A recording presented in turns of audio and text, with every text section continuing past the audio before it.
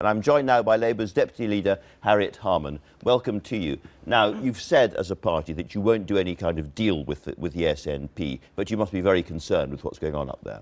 Well, obviously our team in Scotland are fighting hard for every vote, but Ed Miliband could not have been clearer that if he's Prime Minister, there will be no SNP ministers in his government. And Jim Murphy and Kezia Dugdale and our team in Scotland have made that absolutely the case. And of course, the reality is that Scotland needs to be liberated from the austerity that is being imposed by a Tory-led government and a Tory Prime Minister. And that is going to be the big choice that faces people, not only in Wales and in England, but also in Scotland. According to this morning's analysis by John Curtis, it's perfectly possible that Labour and the Liberal Democrats together could have enough votes to govern after this election. Does the same apply to the Liberal Democrats, or would you be prepared to talk to them? Are you talking to them already? Absolutely not. What we're doing at the moment is, well, because we've spent the last 5 years opposing the bedroom tax, whilst the Lib Dems have gone through the division lobbies with the Tories, imposing it on people who can't afford it. They've actually been voting with the Tories for a top-down reorganisation of the NHS, which has squandered £2 billion of NHS resources. We want to win our seats in Redcar, in Bermondsey, in Hornsey and Wood Green. We're actually fighting against them. The idea that we should be talking to them behind the scenes, they've put themselves on the wrong side, and we're on the side of a recovery that you agree about Europe. Your proposals for NHS reform, where actually they're going to spend more money than you are on that. There's lots of areas looking ahead they agree. A lot of their more right-wing people may no longer be in Parliament. Are you really saying you're ruling out any kind of agreement with the Liberal Democrats now? Well, if we form the government, it's open to members of Parliament from other parties to support our programme when we're in government. That is open to them. But we are fighting seats in Scotland, Wales and England for an overall majority. You wouldn't have a Vince Cable or a Tim Farron inside government?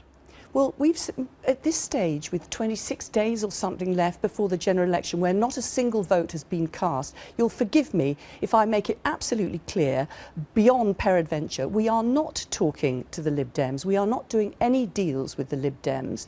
We have made it absolutely clear that there will be no SNP ministers in any future Labour government. You know, we think we've got a programme which can actually set this country on a much more optimistic path, with more job security, with better living standards, and rescuing the National Health Service. And that's what we're doing all around the country. You talk about rescuing the National Health Service, but as of today, David Cameron and George Osborne are offering much more money for the NHS than you are.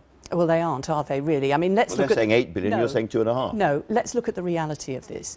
They have put themselves on a trajectory of extreme spending cuts. So there would be more spending cuts next year than there have been this year. There would be more spending cuts over the next 2 years than the last 5. And that is all laid out with the Office of Budget Responsibility. So they've set themselves on that path. But they're not lying when they say there's going to be another 8 billion, are they? But the next thing is, so firstly, that's the spending profile they set forward, extreme cuts. In addition to that, they have promised £10 billion of tax cuts on top of that. So the idea that they can actually put extra money into the NHS, the reality is the spending programme they've put forward is a threat to cut the NHS, which was one of the major reasons for people to vote Labour. Are you suggesting this is a big lie when they say there's an extra £8 billion coming to the NHS? Well, I'd say it's absolutely illusory, and people will judge them on their record and know that actually, having squandered £2 billion in a top-down reorganisation, that people are finding it harder. So you do think it's dishonest? Well, I think it's illusory, and you know, the reality is I don't think people will believe it anyway. I mean, I was in Stockton yesterday,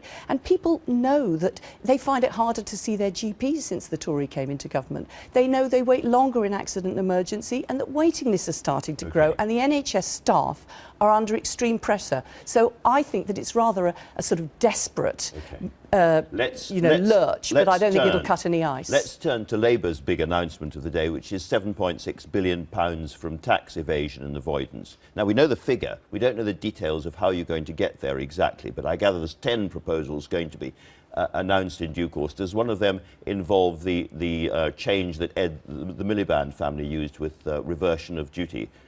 They did not do any, Ed Miliband did not do any tax avoidance. He paid full capital gains tax when he sold the property he inherited. But if you want me to say what our tax avoidance... deed of reversion, which does have the effect of cutting tax. Is that going to be part of the things that you you cut out. Ed Miliband did not benefit from any tax evasion, and when he sold his share of the property that he inherited, he paid full capital gains tax on it, because at that point it wasn't his main home. But let me take you through some of the proposals that we've put forward, because I think that really not too people long a think... list, but give us the really important ones. OK, well, ending non-dom status, long overdue since it's been going on for 200 years.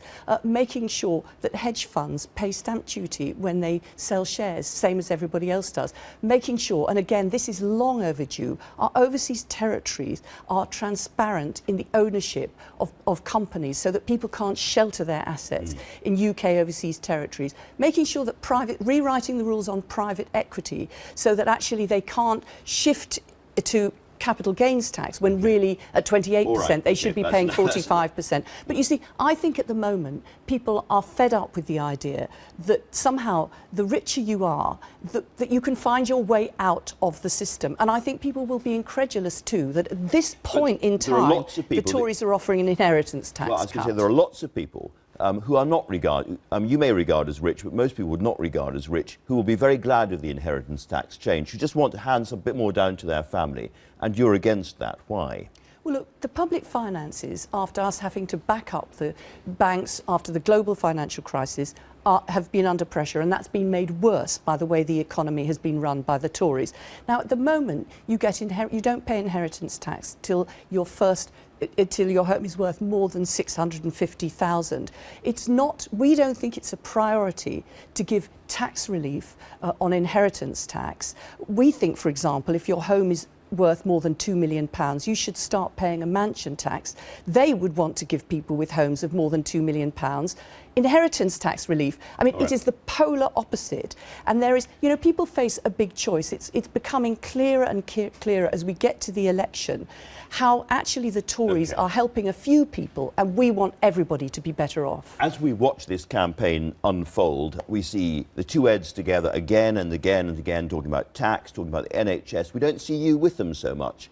Do you think you're being treated properly as the Deputy Leader of the Labour Party, or are you being slightly shoved off to the pink battle bus and so forth, and the women's campaign down there? And do you intend to be Deputy Prime Minister if Labour wins? Well, I'm Shadow Deputy Prime Minister, and I hope that we'll get into government.